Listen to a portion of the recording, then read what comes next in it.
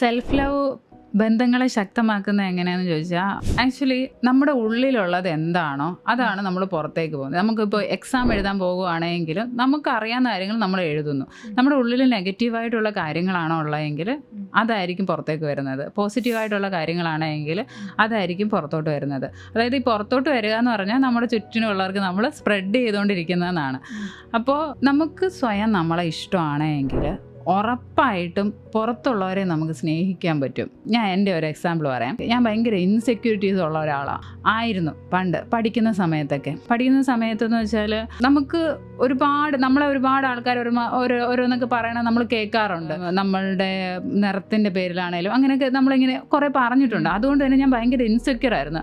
എനിക്ക് എന്നെ അടുത്ത് അത്ര ഇഷ്ടം ഉണ്ടായിരുന്നില്ല. അപ്പോൾ എൻ്റെ ചുറ്റിനുമുള്ള ആൾക്കാരും എന്നെ അധികം ഇഷ്ടപ്പെടുന്നില്ല. അതെനിക്ക് മനസ്സിലായി. അങ്ങനെ ഞാൻ ഇത് റിയലൈസ് ചെയ്ത് കഴിഞ്ഞപ്പോഴത്തേക്ക് എനിക്ക് മനസ്സിലായൊരു കാര്യം എന്താണെന്ന് വെച്ചാൽ നമ്മളെ എന്നാണോ സ്നേഹിക്കാൻ തുടങ്ങുന്നത് ആ സമയത്ത് നമ്മുടെ ചുറ്റുപാടുമുള്ള ആൾക്കാർ നമ്മളെ സ്നേഹിക്കാൻ തുടങ്ങും. അത് വളരെ സത്യമാണ്. നമ്മൾ എന്താണോ അതാണ് പുറത്തുള്ള ആൾക്കാർ നമ്മളെ നോക്കിക്കാണുന്നത്.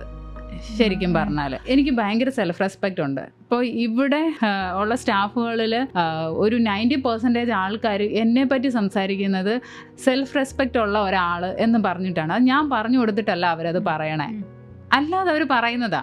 അതായത് ഞാൻ എന്നെ അത്ര ഇങ്ങനെ കാണുന്നത് കൊണ്ട് അവർക്കത് മനസ്സിലാവുന്നത്. അങ്ങനെ ഓരോരുത്തരുടെയും കാര്യങ്ങൾ അങ്ങനെയാണ്. നമ്മൾ എങ്ങനെയാണോ നമ്മളെ നോക്കിക്കാണുന്നത് അതേപോലെ ബാക്കിയുള്ളവരും നമ്മളെ നോക്കിക്കാണും. നമ്മളെ എത്രത്തോളം സ്നേഹിക്കുന്നു അതേപോലെ നമ്മളെ സ്നേഹിക്കാൻ ഒരുപാട് പേര് നമ്മുടെ ചുറ്റിനും ഉണ്ടാകും. അത് ശരിക്കും പറഞ്ഞാൽ കണ്ണ് തുറന്ന് കാണാൻ നമുക്ക് പറ്റാത്തതാണ്.